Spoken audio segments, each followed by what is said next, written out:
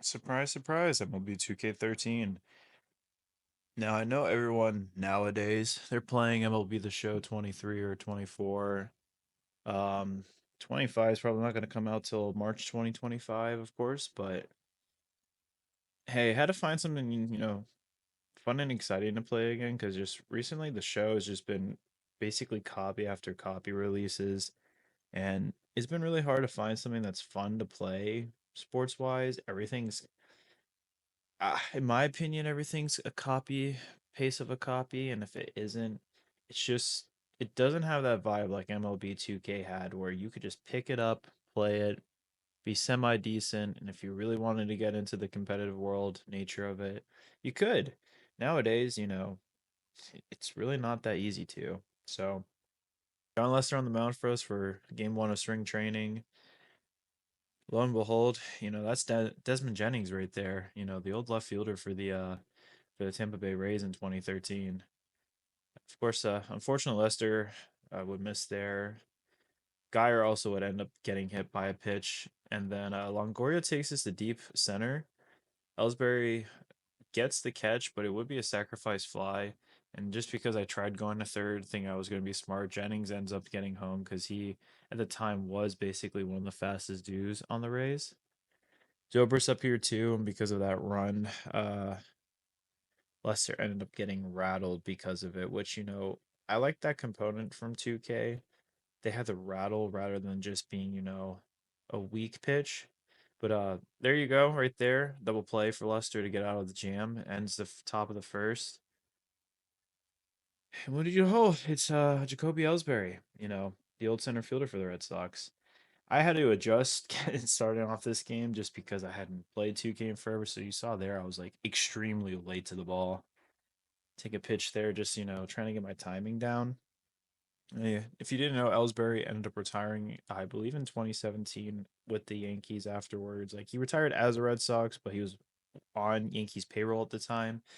But his body really fell apart after he left the Red Sox after this year. You know, I don't think he played at all in 2015. Tried his best to. You got Victorino here. He got a hit down the line, right field, right on the foul line, but he gets Ellsbury in, and I ended up sending Victorino three just because I want to see what his speed was like. I completely forgot in 2013 he was really fast. Like he still had a bit of that old man speed. I know he got hurt halfway through the year, and then he came back in the postseason. Lester here with a foul ball. Uh, 0-2 count. I forget who's up here. Believe this is their catcher, and he was a rookie. Taking my sweet time here to select the pitch, trying to just figure out what I want to throw. We're gonna try to go with the curveball again. It's gonna end up being a strikeout on the outside corner for Lester. Now, again, Lester's curveball isn't really the best. It's 26 overall, so it's got the movement, but he doesn't really have any control.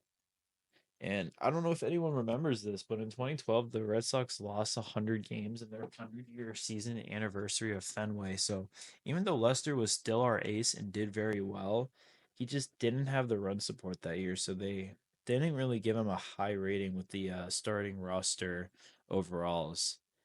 And right there, you saw Ryan Roberts, former Arizona Diamondback second baseman, ground outs there. We got Jose Molina, one of the three Molina brothers. Of course, now all retired. He ends up flying out to Johnny Gomes, also another household name of the 2013 Red Sox. Big man Molina. See, in the game, they didn't really do him bad. He looks like just a normal, oversized guy, but in real life, unfortunately, the dude was just very big man. But you can never judge a book by its cover in baseball because you can be a total quote unquote fat ass and still hit bombs. Another Arizona Diamondback player right here, Steven Giroux, who joined the team in 2013 as well. Drew's going to get a little dribbler down the third baseline there. It's going to stay a single. But, he gets on base with his first at bat of spring training. You can see there still, like in 2012, Red Sox were decently good. But moving on to the top of the third, Matt Joy strikes out on a 2-2 two-seamer outside on the bottom corner. You see, like Lester isn't necessarily that bad of a pitcher like they rated him in this game. It's just because of that 2012 season. You got James Looney up, former Dodger, first baseman for the Rays at the time then. Takes it to deep right field, but Victorino's there to catch it for the flyout with two outs now. You see there it's a 1-1 game already. I believe this is Brandon Geyer again, if not Chris Jimenez, I think, but I'm pretty sure it's Geyer. You got a 1-1 count, circle change down and in. You can take that to deep left field. Jennings was on second, so he's going to end up scoring to make this a 2-1 game. Gomes tried to throw him out, but just doesn't have the arm strength to get it there.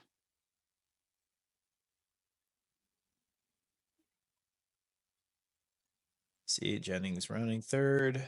He's going to score. Lester not really happy about that. He does end up getting out of that jam. So now we got Ellsbury up against David Price. And again, I don't think I mentioned it yet, but David Price coming off of 2012 was basically almost an MVP winner there. He had a really great year as a Cy Young, and his stats were just so dominant that he almost won the MVP too. Victorino up again. Two seamer up, and he's going to take that to opposite field. Maybe a home run? No, at the wall, it's robbed. Now, I don't know if anyone knows the difference, but in MLB The Show, RB and RT are your ways to dive and catch. Sorry, dive and jump. But in MLB The Show 2K13, it was just automatic unless they gave you the option to. Lester there also got that strikeout. But Big Poppy up here to deep right field. No doubt about that one. That's actually out of the stadium. Ortiz first home run of the spring training, 403.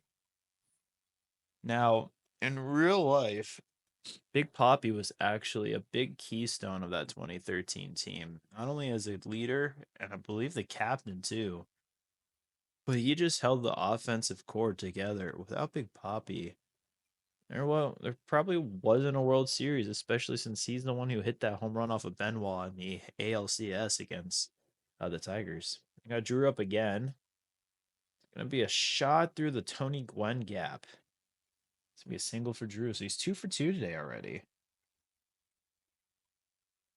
Evan Longoria up again. Just because it's spring training, I'm gonna go with Tazawa now, taking Lester out. I don't know if anyone remembers, but Junichi Tazawa in 2013 was also a great cornerstone piece of the bullpen. Sadly, though, unfortunately, injuries derailed his career. He ended up going back to Korea to finish it out. But 2013, he was pretty much one of those top 10, top 15 relief pitchers in the game. And without him, too, really a lot of big games he came in to not save, but just get those holds behind Koji Uehara. I don't think we win that 2013 World Series. So the 2-2 count right here. We're going to try to go on the splitter on Evan Longoria here. He's gonna get it for strike three to end the top of the fifth. Longo too. 2013, Longo was coming off an injured 2012 season, and he would end up being a dominant piece for the Rays that year too. Zhao with another strikeout too. With that curveball up and in, 81 miles. Just breaks enough to get the swing and a miss. With that, we're gonna take Tazawa and bring in Miller against Ryan Roberts. And as everyone knows, Andrew Miller was actually a very great bullpen piece for the Indians and the Yankees later on in his career. But as not a lot of people know, as a Marlin and a Red Sox, he started out as a starting pitcher. But it was in 2013 and 2014 the Red Sox tried using him out of the bullpen, and that's what ended up, changing his career and bringing him in as a setup man and then later on a closer. And then Drew's gonna get the little jumping catch there to end the top of the seventh. But unfortunately, in fashion like Andrew Miller did in 2013, he blew his arm out. And later after game, I find out he tore his UCL. So we're going to put Craig Beslow in. And that's me just realizing, like, oh my God, he blew his arm out. So we put Breslow in, sorry, and we warm up Andrew Bailey. And then here we are with Craig Beslow, our actual general manager right now in 2024, and I think 2025 too. But he strikes out Geyer there with the curveball. And Breslow originally was an Oakland A relief pitcher that we picked up, I believe, in free agency that year, if not a trade. Here's the pitch to Longo, and of course Longo takes it deep because he just left the two seamer, just straight over the dick, basically. 420 for Longo, so he killed that ball to center field. Yeah, not much we can really do there. You just skip up a bomb. Longo celebrating, going around second, third. Breslow ain't happy about it. Really, we ain't happy about it. But it's spring training, so we're doing the work, just trying to get that accuracy up for these pitches. Now Ben Zobrist, and oh, I forgot. So completely skipped over it. We brought Bailey in to get that strikeout at the end of the inning. Zobrist had grounded out, but we don't want to use our relief pitchers too much. Here's Ortiz. You're going to take that to deep center. I think we're going to have a 3-run lead. Nope. Sack fly, though, still score the run. Ties the game for us 3-3. Ellsbury scores. Victorino advances to third. Big Poppy, man. Could have a 3-run bomb game. Just dies at the warning track. Later on, going into the top of the ninth, we got Bailey still pitching. Strikes out Ryan Robertson. Again, that curveball, man. It's really been the pitch today for everyone. Got Jose Molina now, first and third. Sorry, Desmond Jennings. Okay, I think there might have been a glitch. Anywho, Desmond Jennings, 0-2 count now. Foul ball. Got 2 outs. Here's the pitch. We're going to try with fastball up it and away. Strike three. Jennings, sit down. Bailey, who's also now the 2024 Red Sox pitching coach, and I believe 2025 too. So that 2013 team's finding its way slowly back into the Red Sox organization. Got Johnny Gomes up now. Oh, Gomes, what are you doing? Looney into foul territory, and he catches that. That's not what we want for the bottom of the ninth. Sorry, I guess they took Looney out, so that actually might have been a substitute player. Anywho, Napoli's up now. Fastball inside. Oh! In fashion, 2013 Mike Napoli. Walk-off home run for the game one of spring training. 368, so it wasn't that far, but just far enough that it walks it off for us. Oh, what a pitch. What a pitch and what a hit. What a swing. Turns on it. And I think that was Jake McGee who they had into, a 2013 relief pitcher. I don't know if he was relief pitcher of the year, but definitely relief pitcher of the year organizational rise for the Rays. Like he had a career year there. Napoli just taking that one to left field. And funny enough, Napoli also a cornerstone piece of that 2013 Red Sox team. He really gave us the first base, defensive. We needed someone to fill that hole at first because Ortiz in old age couldn't play first anymore. He was really just a designated hitter. Napoli, being a former catcher, took that role, went to first, came off a really bad year. I believe it was with the Angels, batting almost 229 with like only 20 something home runs. And he wasn't even hurt that year either. I think he just played that bad after being like a career player for the Rangers. He comes over to the Red Sox and just, amazing year. Yeah, that's the video, guys. Appreciate watching and tune in for episode 2.